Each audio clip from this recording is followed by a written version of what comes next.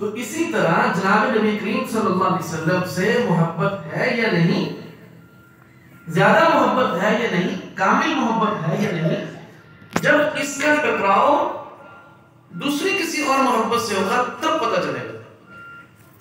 اب ہم کہتے ہیں کہ ماں کی محبت زیادہ ہے، لیکن آپ فرض کر لیں کہ اگر اللہ نہ کرے، ایک فرض کرنے کی بات ہے، خدا کرے کسی کی بھی ماں ایسی نہ ہو، اگر کسی کی ماں جناب نبی کریم صلی اللہ علیہ وسلم کو گالی دے دے تو کیا کوئی برداشت کرے گا؟ ہو گیا اگرچہ میری ماں ہے، لیکن اس وقت میرا فرض یہ بنتا ہے کہ میں اس کی گردن الگ کروں۔ اس نے گالی کیوں دی؟ اب یہ ٹکراؤ ہو گیا اور یہ شخص اس کے دل سے ماں کی محبت نکل گئی اور محبت کس کی غالب آ گئی؟ جناب نبی کریم صلی اللہ علیہ وسلم کی، تو اس کا ایمان کامل ہے۔ اب آپ بتائیے ہم سب کے دلوں میں یہ جذبہ ہے کہ نہیں کہ اب جناب نبی کریم صلی اللہ علیہ وسلم کے مقابلے میں دنیا کی جب کوئی محبت آئی تو ہم نے اس کو ٹھکرا دیا کہ بھی اللہ کے نبی کے آگے کوئی اور چیز نہیں ٹھہر سکتی صلی اللہ علیہ وسلم۔ تو اس کا مطلب یہ ہے کہ ہم محبت میں کامیاب ہو گئے۔ تو اس وقت جو ہم یہاں سب آپ حضرات تشریف فرما ہیں، اس کا مقصد کوئی اور نہیں ہے، ہم سب دین کے رشتے کی وجہ سے آپس میں جمع ہیں، ہمارا ایک دینی رشتہ ہے۔ اور آپ یقین کیجئے کہ جب اس طرح مختلف عمروں کے لوگ، مختلف قوموں کے لوگ، مختلف مزاج کے لوگ، مختلف زبانوں کے لوگ اللہ کے دین کی نسبت سے کسی ایک جگہ جمع ہوتے ہیں تو احادیث ہمیں بتاتی ہیں، جناب نبی کریم صلی اللہ علیہ وسلم کے ارشادات ہمیں بتاتے ہیں کہ اس جگہ پر اللہ تعالیٰ کی رحمت نازل ہوتی ہے۔ آپ یقین کیجئے میرے کہنے پر ابھی ایک سیکنڈ کے لیے اپنی آنکھ بند کریں اور اپنے تصور کو اللہ تعالیٰ کے آسمان اور رحمت کی طرف لے جائیں، آپ یقین کیجئے کہ اس وقت اللہ کی رحمت ہم سب پر نازل ہوگی۔ ہمارا کوئی مقصد نہیں ہے، ہمارا مقصد تو یہی ہے کہ اللہ کی رحمت ہمیں حاصل ہو جائے اور اللہ کے نگاہ غضب سے ہم بچ جائیں۔ بس انسان کی زندگی نماز کیوں پڑھتے ہیں، روزہ کیوں رکھتے ہیں، حج کیوں کرتے ہیں؟ سب کا مقصد یہی ہے کہ اللہ خوش ہو جائے، ناراض نہ ہو۔ اے اللہ تو راضی ہو جائے تو ناراض نہ ہو، بس یہ مقصد ہے۔ اور اگر کوئی آدمی ساری زندگی دین کی خدمت کرے، ساری زندگی حج کرتا رہے، نمازیں پڑھتا رہے، روزہ رکھتا رہے، لیکن کوئی ایسا بیچ میں کام ہو کہ جس کی وجہ سے اللہ پاک سے ناراض ہو، تو یہ اصل میں نقصان ہے۔ تو اس لیے زندگی کا جو مقصد ہے وہ یہی ہے کہ اللہ رب العزت ہم پر اپنی رحمت نازل فرمائے، اپنے نگاہ رحمت سے ہمیں نواز دے اور اپنی نگاہ غضب سے ہمیں محفوظ رکھے اور ہم سے راضی ہو جائے، ہم سے ناراض نہ ہو۔ جیسے دنیا کی ایک فہرست ہوتی ہے نا، وہاں نام لکھے ہوتے ہیں، آدمی اپنی ڈائری میں کن لوگوں کا نام لکھتا ہے؟ کبھی اپنے دشمنوں کا بھی نام سنبھال کے رکھتا ہے بندہ؟ ان کے نمبر نہیں، جن سے محبت ہوتی ہے تو ان کے نمبر سیو کرتا ہے، ان کے نام سیو کرتا ہے، القابات لگاتا ہے، حضرت مولانا قاری فلان فلان جی۔ اللہ تعالیٰ کی بھی ایک فہرست ہے، وہ پوری کائنات اصل میں اس دنیا کے اندر یہ جزا سزا کی دنیا نہیں ہے، یہ جزا سزا کی دنیا نہیں ہے۔ جو آدمی نیکی کر رہا ہے وہ کہے کہ یار میں کر تو نیکی رہا ہوں پھر بھی میرے حالات اچھے نہیں ہیں۔ ایک آدمی برائی کر رہا ہے، وہ کہتا ہے مولوی صاحب کہتے ہیں جو برائی کرتا ہے اس کی خیر نہیں ہوتی، میرے تو مزے نہیں ہوئے۔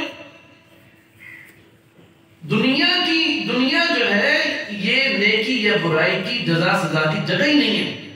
مالک یوم الدین فرمایا کہ روز جزا کا مالک اللہ رب العزت ہے۔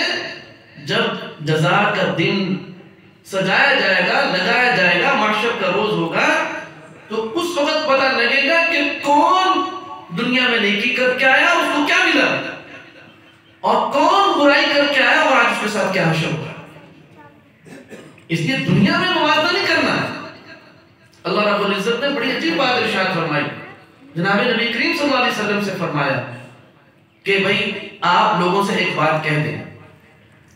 قُلْ هَلْ يَسْتَوِي الَّذِينَ يَعْلَمُونَ وَالَّذِينَ لَا يَعْلَمُونَ. آپ ان سے فرما دیں کہ علم رکھنے والے اور علم نہ رکھنے والے دونوں برابر نہیں ہو سکتے. اگر جزا سزا کا دن دنیا کو بنانا ہے اور اس کا جہان دنیا کو بنانا ہے تو پھر تو نماز پڑھنے والا اور بے نمازی برابر ہو گئے. پھر تو ایمان والا اور کفر والا برابر ہو گیا. نہیں, دنیا کا کوئی اعتبار نہیں, اعتبار آخرت کا ہے. اس لیے یہاں پر نیکی کرتے رہنا اور اللہ تعالیٰ سے ڈرتے رہنا کہ اللہ پاک ہماری نیکیوں کو قبول فرما اور آخرت میں ہمیں اس پر بہترین جزا عطا فرما, بدلہ عطا فرما. اور برائیوں سے بچتے رہنا اور اللہ تعالیٰ سے ڈرتے رہنا کہ اے اللہ آپ مجھے ہمیشہ ان سے بچا کر رکھیں اور آخرت میں بھی آپ اپنی نگاہ رحمت مجھے نصیب فرمائیں.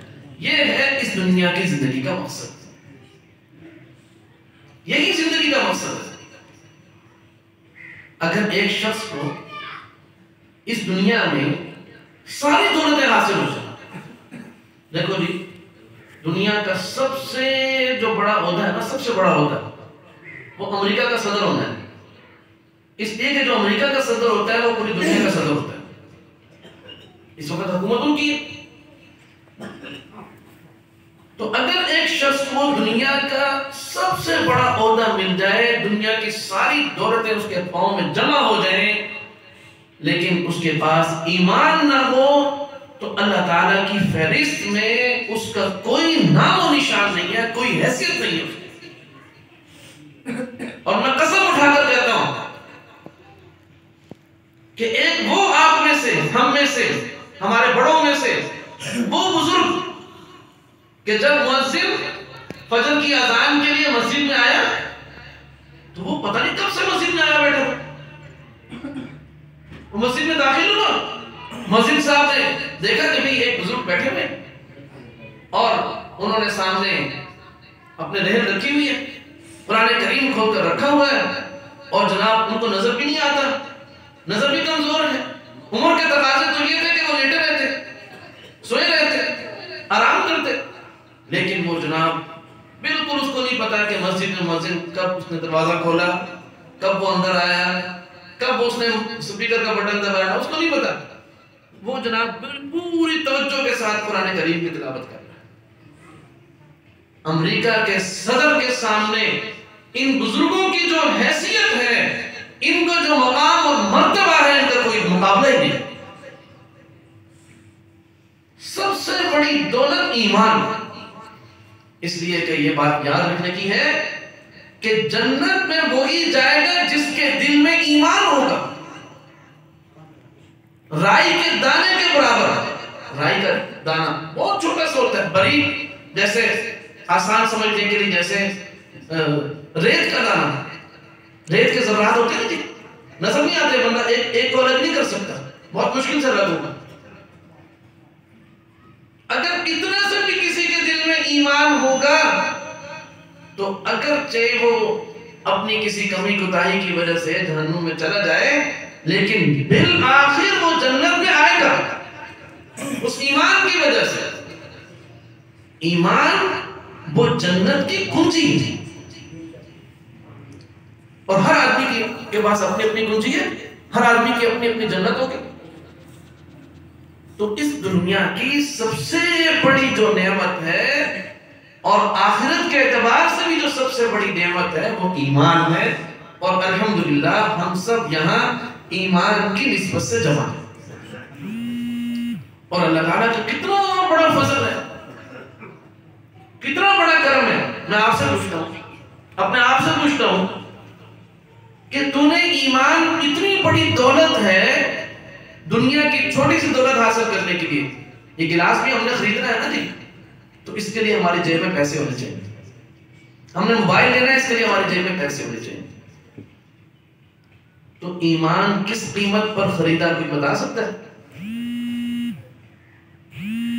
اللہ رب العزت نے محض اپنے فضل سے, اپنے کرم سے, کہ ہم جب پیدا ہوئے تو اللہ ہمیں ایسے ماں باپ کے گھر پیدا کیا جنہوں نے پیدا ہوتے ہی بزرگوں سے مشورہ شروع کر دیا کہ اس کا نام ابو بکر رکھوں یا عمر رکھوں، اس کا نام عثمان رکھوں یا علی رکھوں، اس کا نام کیا رکھوں؟ بچی پیدا ہوئی، اس کا نام فاطمہ رکھوں یا عائشہ رکھوں؟ اللہ پاک نے ہمیں ایسے ماں باپ کے گھر پیدا کیا، اس کو اختیار تھا، وہ ہمیں امریکہ کے کسی جزیرے میں ایسے کافر کیا پیدا کرتا ہے جو ساری زندگی ہمیں خنزیر کا گوشت کھلاتے رہتے ہیں۔ یہ اللہ کا فضل ہے، ہمارا تو کوئی کمال نہیں۔ اللہ تعالیٰ نے ہمیں قاری محمد ادریس صاحب رحمہ اللہ گھر پیدا کر دیا، تو اس میں میرا کون سا کمال ہے؟ یہ اللہ کا فضل ہے، یہ اللہ کا کرم ہے کہ ہم پیدا ہوئے اور ماں باپ کو فکر ہو گئی کہ ابھی بچہ پیدا ہو گیا، بھائی ماشاءاللہ اللہ نے بہت بڑی نعمت سے نوازا ہے، اب جلدی کریں، اس کے دائیں کان میں اذان دینی ہے اور بائیں کان میں اس کی اقامت کرنی ہے۔ اب ایک ایک کام، بہت سارے لوگ کہہ دیتے وہ جی، ایک صاحب نے مجھے بہت لمبی چوڑی پوسٹ کی واٹس ایپ پر، کہنے لگے کہ اگر تم دیوبندی ہو تو تمہارا اس میں کیا کمال ہے، تم دیوبندی ہو، گھر پیدا ہو گیا لہٰذا تم دیوبندی ہو۔ میں نے کہا کہ ہمارا تو کوئی کمال ہے ہی نہیں، ہم کیوں کہتے ہیں کوئی کمال ہے؟ ہم تو کہتے ہی ہیں کہ اللہ تعالیٰ کا فضل ہے ہمارے اوپر کہ اللہ تعالیٰ نے ہمیں دیوبندیوں گھر پیدا کیا، یہ تو اللہ کا فضل ہے، ورنہ ہم بھی خدا نہ خواستہ بدعات سے انجام دینے ہوتے، ہم بھی نعوذ باللہ ہمارے میں سے ہی ایسے لوگ ہیں جو صحابہ کو گالیاں بکتے، ہمارے محلوں میں رہتے ہیں نا وہ لوگ، انہی سڑکوں پر وہ بھی آتے جاتے ہیں، جو ہم کھاتے پیتے ہیں وہ بھی کھاتے پیتے ہیں، جس دکان سے ہم سونا سر خریدتے ہیں وہ بھی خریدتے ہیں، کوئی فرق نہیں۔ یہ تو اللہ رب العزت نے ہمارے اوپر اپنا فضل فرمایا، اپنا کرم فرمایا کہ ہمیں ایسے ماں باپ کے گھر پیدا کر دیا جو مسلمان تھے، جو صحیح العقیدہ تھے اور اکابرین علماء دیوبند سے نسبت رکھنے والے تھے، ان سے محبت کرنے والے تھے۔ اللہ تعالیٰ نے آج یہ دولت ہمیں عطا فرمائی، اور ساری زندگی اسی دعا کے ساتھ جینا چاہیے کہ اے اللہ آپ ہمیں انہی سچی نسبتوں کے ساتھ اس دنیا سے جانا نصیب ہے، انہی سچی نسبتوں کے ساتھ، ان نسبتوں سے ہمارا رشتہ نہ اس دنیا میں کمزور ہو نہ آخرت میں کمزور ہو۔ مجھے آپ بتائیں اگر ہماری یہ دعا قبول ہو گئی کہ قیامت کے دن، قیامت کا دن تو بھی بہت دور ہے، میرے والد ماجد رحمہ اللہ کے انتقال کے بعد بہت لوگوں نے خواب میں دیکھا اور مجھے بتایا، اور میں نے بھی بتایا، اس موقع نہیں کہ میں ساری تفصیل عرض کروں، کہ جاتے ہی ان کو ہم جہاں دیکھ رہے ہیں وہ یہ کہ وہ بڑے بڑے اکابرین کے اندر موجود ہیں، ایک خواب نہیں 20 خواب، کہ اللہ تعالیٰ سے میں نے دعا مانگی کہ اللہ آپ مجھے ان کا مقام اور مرتبہ دکھا دیں کہ وہ اس وقت کہاں ہے، تو خواب میں والد صاحب کو میں نے مکہ مکرمہ میں دیکھا، مدینہ منورہ میں دیکھا، تو قیامت تو دور کی بات ہے۔ دعا مانگی گئی وَتَوَفَّنَا مَعَ الْأَبْرَارِ کہ اے اللہ آپ ہمیں نیک لوگوں کے ساتھ آپ ہمیں جمع فرمائیں آخرت میں، یہ دعا مانگی گئی۔ تو اللہ تعالیٰ اگر ہم سب کی اس مجلس کی برکت سے یہ دعا قبول کر لیں کہ اے اللہ آپ نے ایمان نصیب فرمایا، ہم آپ کے شکر گزار ہیں، آپ کسی پر موت عطا فرمائیں، ہم آپ کے شکر گزار ہوں گے، تیرا احسان ہوگا۔ اور جیسے دنیا میں آپ نے ہمیں نیک لوگوں کے ساتھ محبت کرنے والا بنایا ہے، اے اللہ آپ مرنے کے بعد بھی ہمیں انہی لوگوں کے ساتھ جمع فرما۔ ہم یہ نہیں کہتے کہ جس طرح وہ سٹیج پر بیٹھے ہوئے ہم بھی وہاں سٹیج پر بیٹھ جائیں، ہم یہ نہیں کہتے، ہم یہ کہتے ہیں اے اللہ آپ ہمیں ان کی جوتیوں میں جگہ عطا فرما۔ مجھے خود بتائیں نا کہ اگر ہمیں حضرت مولانا حسین احمد مدنی رحمہ اللہ کی جوتوں میں جگہ مل گئی مرنے کے بعد، تو ہم سے بڑا کوئی خوش نصیب ہوگا؟ کتنی بڑی بات ہے، یہ کوئی چھوٹی بات ہے۔ میں ایک مرتبہ دعا مانگ رہا تھا، میرا مضمون کچھ اور تھا، یہ آپ کی برکت سے جو باتیں ذہن میں آئی سبحان اللہ۔ ایک مرتبہ دعا مانگ رہا تھا کہ اے اللہ ہم نے اس زندگی میں، اس جہان میں، اس دنیا میں تو اماں عائشہ صدیقہ رضی اللہ عنہ کی زیارت نہیں کی، ہماری اماں ہے، حضرت ابوبکر صدیق رضی اللہ عنہ کی زیارت ہم نے نہیں کی، آپ ادھر توجہ فرمائیں، کوئی بات نہیں، بچے ان کو کچھ نہ کہ ہم نے صحابہ کرام کی زیارت نہیں کی، اے اللہ میں آپ سے جنت اس لیے بھی مانگتا ہوں کہ وہاں جا کر ان حضرات کی زیارت ہمیں وہاں ان سے دور نہ فرما.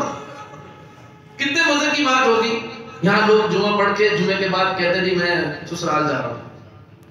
بچے کہتے ہیں آج ہم ماموں کے گھر جا رہے ہیں. کہتے ہیں نا بھی جمعے کے بعد کھانے کا اہتمام کرنا صحابہ اکرام کی سنت ہے. جمعے کے بعد کھانا کھانا چاہیے, تھوڑا اہتمام بھی ہونا چاہیے.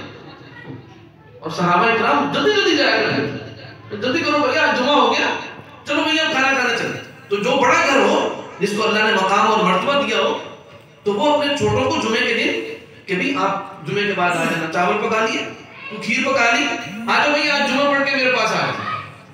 تو اس طریقے سے فرمایا, میں نے دعا کی, میں نے کہا اللہ جنت میں بھی ہم ایسے ہی جایا کریں کہ بھی چلو بھی آج امی عائشہ کو مل کر آتے ہیں, آج اماں حفصہ کو مل کے آتے ہیں, آج حضرت فاطمہ رضی اللہ عنہ کو مل کے آتے ہیں, آج حضرت ابوبکر صدیق رضی اللہ عنہ کی خدمت میں اپنی حاضری لگواتے ہیں.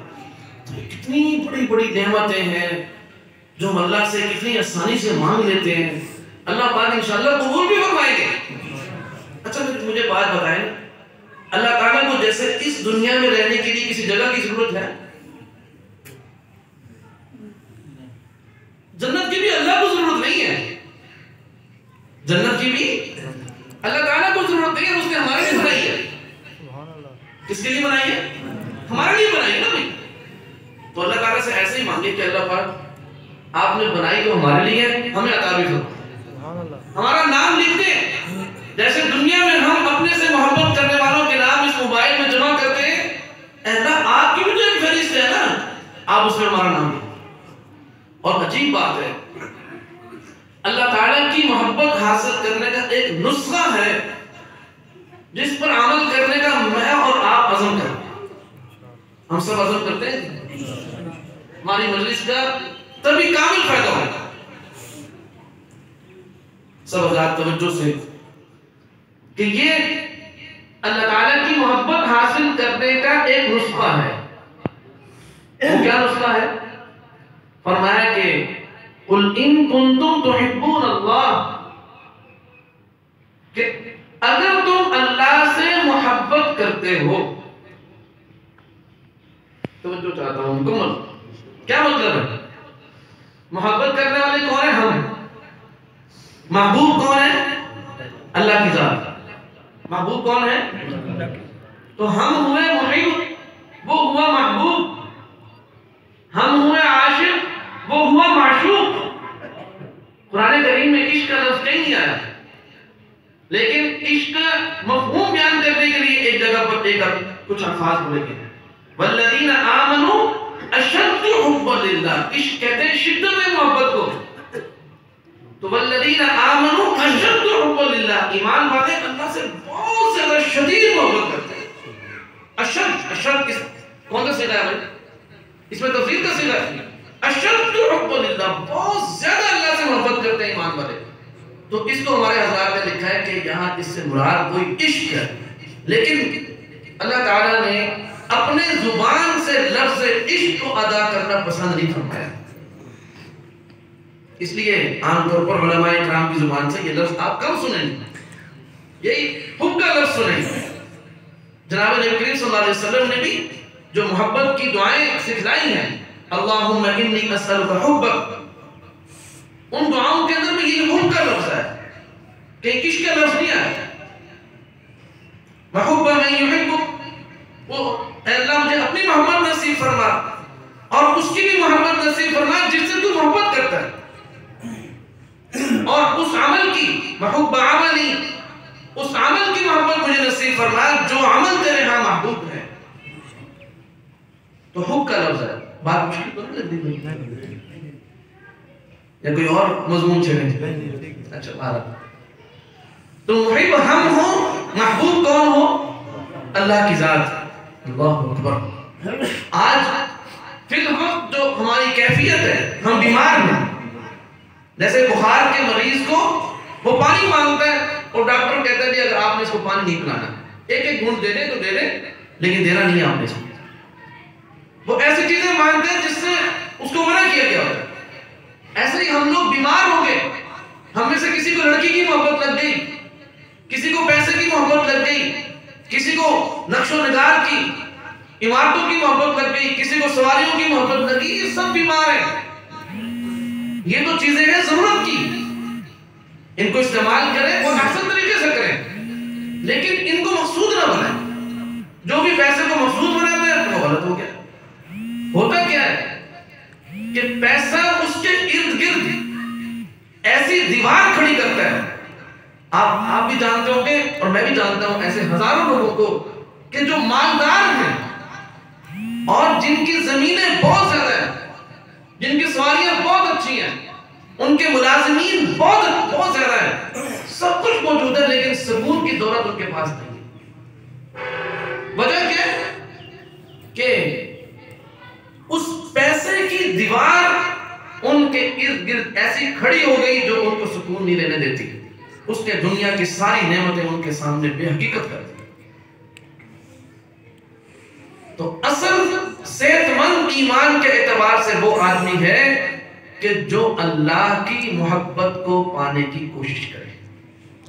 ایمانی صحت یہ ہے، جس آدمی کے پاس ایمان تو ہے لیکن اللہ کی محبت حاصل کرنے کا شوق نہیں ہے، ذوق نہیں ہے، لگن نہیں ہے، تڑپ نہیں ہے، اس کی دعاؤں میں یہ دعا نہیں ہے، تو فرمایا کہ بھائی وہ ایمان کے اعتبار سے مریض ہے، صحت مند ایمان والا نہیں ہے وہ۔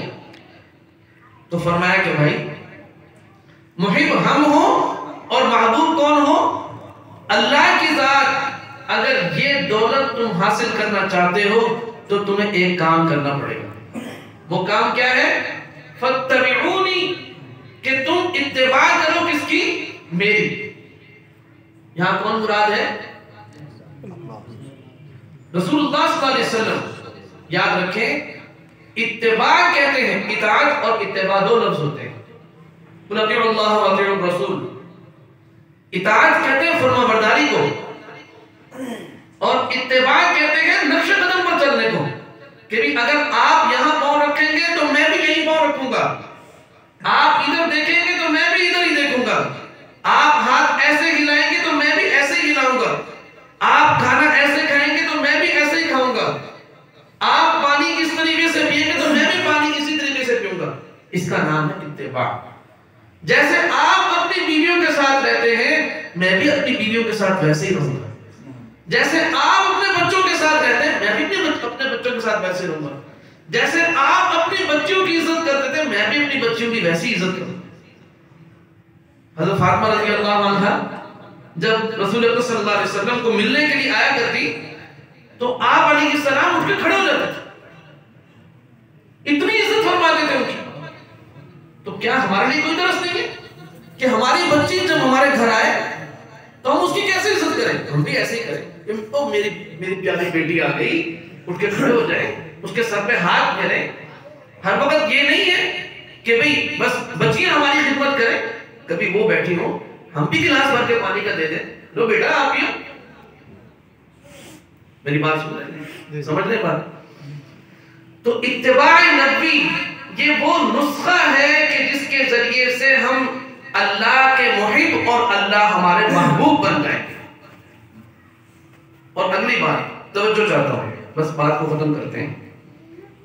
فرمایا کہ ہمارا مقصد کیا تھا کہ ہم کیا بن جائیں، یہ سبق یاد کرنا ہے آج۔ ہمارا مقصد کیا تھا کہ ہم محب ہوں، اللہ کیا ہو؟ ہم کون ہو؟ محب۔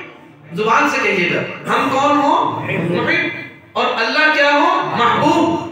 یہ تھا ہمارا مقصد جس کے لیے اللہ نے ہمیں نسخہ دیا اتباع نبوی کا، لیکن اللہ تعالیٰ نے فوراً اس کے بدلے میں دو نعمتیں ہمیں عطا فرمائی جو بہت بڑی نعمتیں۔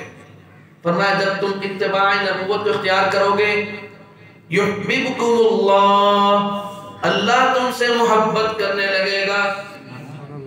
یعنی بات برعکس ہو گئی کہ اب وہ بن گیا محب، ہم بن گئے محبوب۔ اللہ اکبر، میں اللہ کا محبوب بن جاؤں، آپ اللہ کے محبوب بن جائیں، آپ اللہ کے محبوب بن جائیں۔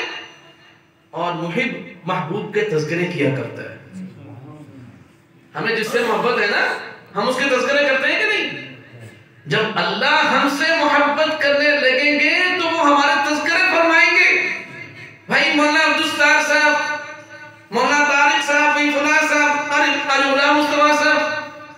دین کی خدمت کرتے ہیں تو ان کے تذکرے ہوتے ہیں بھائی.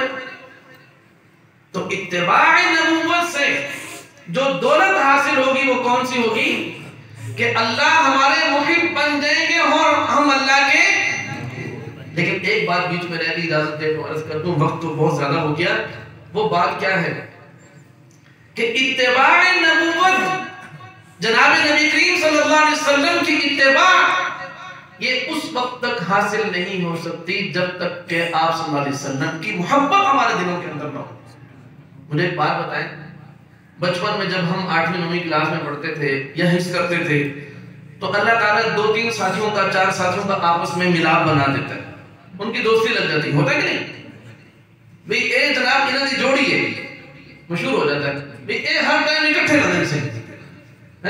اب ہوتا کیا ہے, جب عید آتی ہے تو وہ کہتے ہیں کہ ٹوپیاں بھی ہمیں ایک جیسی خریدیں گے, جوتا بھی ایک ہی دکان سے لیں گے, ایک جیسا لیں گے, کپڑے بھی ایک جیسے, رومال بھی ایک جیسا, چشمہ لگے ہو تو چشمہ بھی ایک جیسا. بھائی ایک دوسرے کی نقل کیوں اتار رہے ہو؟ آپس میں دل ملے. جب تک نبی علیہ السلام کی محبت دل میں نہیں ہوگی, سنت کو پر عمل کرنے کا شوق پیدا نہیں. سنت پر عمل کرنے کا شوق اسی وقت پیدا ہوگا کہ جب محبت ہوگی. اب آپ اگلا سوال مجھ سے کریں کہ قاری صاحب کوئی ایسا نسخہ بھی بتا دو کہ نبی علیہ السلام کی محبت پیدا ہو جائے. توجہ ہے بھائی, وہ نسخہ آپ کو بتلا دو کیا آپ صلی اللہ علیہ وسلم کی محبت ہمارے دلوں کے اندر آ جائے. وہ نسخہ یہ ہے کہ کثرت کے ساتھ درود شریف پڑھیں. آپ صلی اللہ علیہ وسلم کی زندگی میں عادت مبارکہ تھی, آپ صلی اللہ علیہ وسلم کی زندگی میں عادت مبارکہ تھی. اگر کوئی آپ کو 1 گلاس ہدیہ پیش کرتا تو آپ جواب میں اس کو 2 گلاس ہدیہ پیش کرتا. یعنی ایک مثال دی میں نے کہ آپ بڑھ کر بدلہ عطا فرماتے تھے. آپ صلی اللہ علیہ وسلم کے بارے میں ہمارا عقیدہ ہے کہ وہ آج بھی اپنی قبر میں حیات ہیں. یہ خوشبو والا مبارک عقیدہ ہے, یہ نصیب والوں کو ملتا ہے, ہر کسی کو نہیں ملتا. تو جب وہ زندہ ہے ہم درود شریف کا ہدیہ بھیجیں گے, وہ ہمیں کوئی ہدیہ نہیں بھیجیں گے.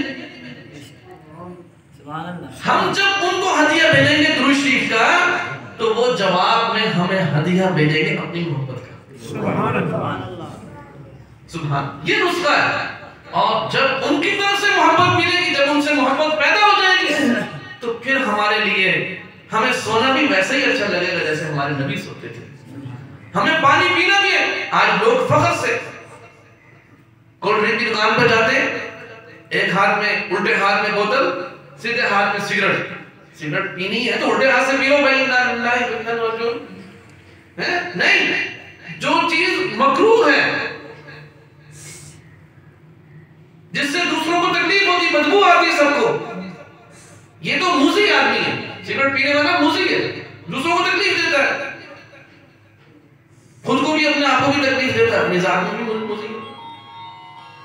اب سگریٹ پی رہے سیدھے ہاتھ سے اور کھڑے ہو کے ٹانگ پہ ٹانگ, بوٹ کے اوپر بوٹ رکھ کے جناب کھڑے ہو کے, پھر اگر کوئی منع کرتا ہے مولوی تو ہر ٹائم ہی ویسا کہ چھڑے پیچھے ہوتے ہیں, مولویوں کو کوئی کام ہی نہیں ہے, ہمیں تنگ کرتے رہتے. بھائی مولوی آپ کو کیوں تنگ کرتا ہے؟ وہ تو آپ کو سیدھا راستہ بتا رہا ہے, وہ تو بیچارہ سیدھا راستے کی تبلیغ کر رہا ہے اور تو کچھ نہیں کر رہا. تو بہرحال اب ہر کام میں جناب نبی کریم صلی اللہ علیہ وسلم کی عادات. اچھا ہم ان کی نقل اتار سکتے ہیں؟ مجھے بتائیں. اتار سکتے. بڑے سے بڑے مولوی بھی ہوگا, اس کو بڑی محنت کرنی پڑے گی ایک ادا میں. ہمارے ذمہ صرف نقل ہے. کہتے ہیں نا کہ یہ موبائل 1 نمبر کاپی ہے, یہ 10 نمبر کاپی ہے. اگر ہماری 100 نمبر کاپی بھی ہوگی نا سنت میں وہ چل رہے ہیں. کوشش تو کریں, کوشش تو کریں. اللہ تعالیٰ کوشش پر بھی معمول نہیں فرماتے, کوشش پر بھی. تو خیر جب اتباع نبوت کی دولت حاصل ہو جائے گی تو اس کے بعد 2 دولتیں ملیں گی. پہلی دولت یہ ملے گی یحببکم اللہ, کہ اللہ محب بن جائیں گے اور ہمارے جیسے ناچیز اور نکمے ہم محبوب بن جائیں گے اس کے, پھر وہ ہمارے تذکرے کریں. دوسری دولت یغفر لکم ذنوبکم، فرمایا کہ وہ تمہارے گناہوں کو معاف کرے گا، وہ تمہارے گناہوں کو، اور ہم چاہتے ہیں کہ، اور دوسری جگہ فرمایا کہ صرف گناہوں کو معاف نہیں کرے گا،